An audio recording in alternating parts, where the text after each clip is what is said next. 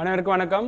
கிராம உதவியாளர் தேர்வுக்கு வேற என்னென்ன தகவல்கள் தெரிஞ்சுக்கணுங்கிறதோட ரெண்டாவது பார்ட்டை இப்போ நம்ம பார்க்கலாங்க. போன பார்ட் வீடியோ இதுக்கு முன்னாடி இருக்கும். ஸோ இப்போ ரெண்டாவது பார்ட் பார்க்கலாம்.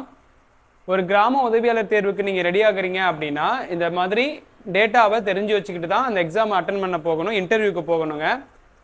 முதல்ல பார்த்தீங்கன்னா கூட்டு குடிநீர் திட்ட செயல்பாடுகள் அப்படின்னு சொல்லியிருக்கோம் இல்லையா.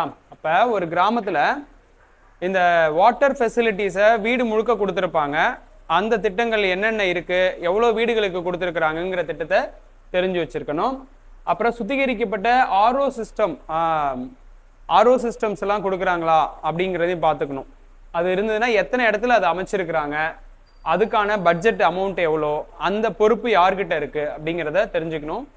அதுக்கப்புறம் அண்மையில் நடந்திருக்கக்கூடிய மருத்துவ முகாம்களில் கண் மருத்துவம் சார்ந்த முகாம்கள் அல்லது கால்நடை மருத்துவம் சார்ந்த முகாம்கள் ஊரில் நடக்கும், அதை தெரிஞ்சு வச்சிருக்கணுங்க. அதுக்கப்புறம் தனியார் நிறுவனங்கள், இது பார்த்தீங்கன்னா ஒரு நீங்கள் ஒரு நகராட்சியில் பேரூராட்சியில் இருக்கிற ஒரு மக்களாக இருந்தீங்கன்னா நீங்கள் வந்து நிறுவனங்கள் எத்தனை தனியார் நிறுவனங்கள் இருக்குன்றதெல்லாம் தெரிஞ்சு வச்சிருக்கணும். ஏன்னா அது மூலமாக வேலை வாய்ப்புகள் வந்து அந்த மாவட்டத்தில் கிடைக்கும் மக்களுக்கு, அதனால் அதை கேட்பாங்க.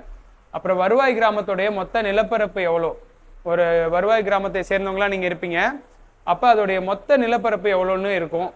அடுத்தது பார்த்தீங்கன்னா தனியார் கோழி பண்ணைகள் எவ்வளோ இருக்குது அப்படிங்கிறதையும் தெரிஞ்சு வச்சுருக்கணும். ஜாதி மத கலவரங்கள் ஏதேனும் அந்த பகுதியில் நடக்க வாய்ப்பு இருக்குதா அல்லது நடந்திருக்குதா அப்படிங்கிற தகவல்கள் தெரிஞ்சிருக்கணும்.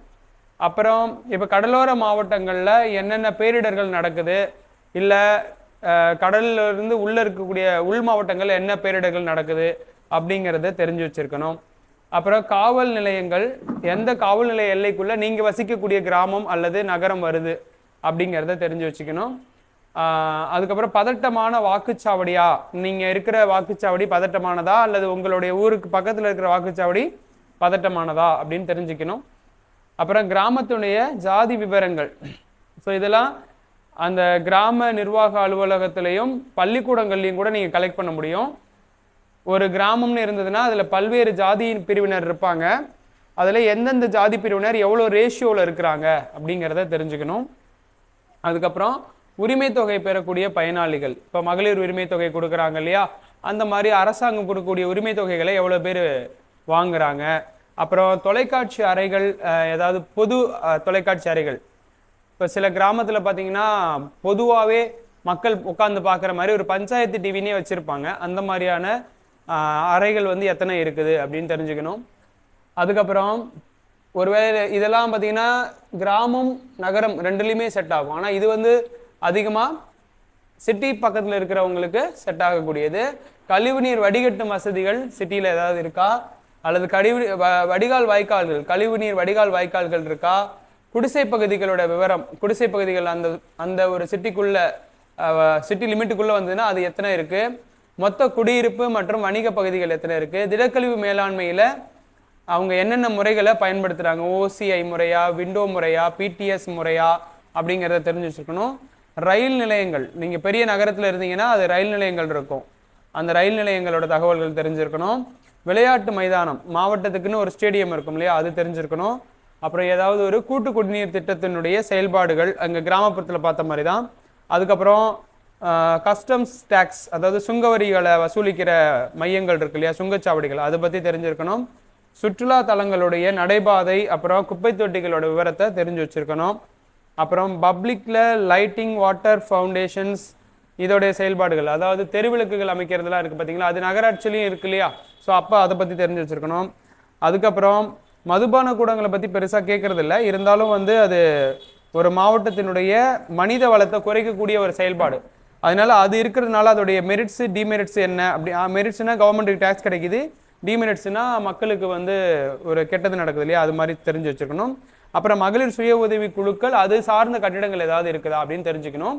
அடுத்தது சமுதாய கூடங்கள், அப்புறம் தனியார் திருமண மண்டபங்கள் மாதிரிலாம் இருக்கும் பார்த்தீங்களா, இது மாதிரி இப்போ என்னென்னா சமுதாய கூடத்தில் பொதுமக்கள் வந்து வசதி இல்லாதவங்க திருமணம் பண்ணிப்பாங்க, அல்லது தனியார் மகாலில் வசதி இருக்கிறவங்க பண்ணிப்பாங்க, அது மாதிரி எத்தனை இருக்குது. அப்புறம் திரையரங்குகள் வந்து இருக்கா, அது மூலமாக அரசாங்கத்துக்கு ஏதாவது வரி வருவோம் இல்லையா, அதனால் கேட்பாங்க. அப்புறம் பதிவு பெற்ற சிற்றுந்து ஆட்டோக்கள் மூலமான வருமானம், அதனால் அது எத்தனை இருக்குது. அப்புறம் நூலக விபரங்கள், ஒரு ஊரில் நூலக வசதி இருக்கும்ல, அதை கேட்பாங்க. சந்தை செயல்பாடுகளும், பஸ் ஸ்டாண்டு அதாவது பேருந்து நிலையங்களுடைய செயல்பாடுகள், பயனீர் மாளிகையினுடைய செயல்பாடுகளை பற்றியெல்லாம் லைட்டாக தெரிஞ்சு வச்சுருக்கணும். அதுக்கப்புறம் நீர்நிலைகளில் குப்பைகளை அகற்றக்கூடிய தானியங்கி இயந்திரங்கள்லாம் இருக்குது. அப்போ நீர்நிலைகளை சுத்தப்படுத்தாமல் மழைக்காலங்கள் என்ன ஆகும் அப்படின்னா தண்ணீர் தேங்கி வெளியில் வர வாய்ப்பு இருக்கும். அதை தவிர்க்கணுங்கிறதுக்காக அந்த மாதிரி ஏதாவது ஏற்பாடு பண்ணியிருக்காங்களா அரசாங்கம்னு கூட கேட்பாங்க. இதெல்லாம் நகராட்சி பகுதிகளில் தான் கேட்பாங்க. அடுத்தது மாவட்டத்தில் இருக்கக்கூடிய காவல் நிலையம், அந்த காவல் நிலையத்தில் எஸ்பியா யார் இருக்கிறாங்க, அதில் ஹெட் கான்ஸ்டபுளாக இருக்கிறவங்க, அந்த மாதிரிலாம் தெரிஞ்சு வச்சுக்கலாம். அதுக்கப்புறம் மருத்துவ கல்லூரிகளும் மாவட்டத்தினுடைய தலைமை மருத்துவமனை இருக்கும் இல்லையா, அதனுடைய செயல்பாடுகளை தெரிஞ்சு வச்சுக்கலாம். அப்புறம் சிறுவர் பூங்காக்கள் இருக்குதா அப்படிங்கிற தகவல்களையும் தெரிஞ்சு வச்சுக்கலாம்.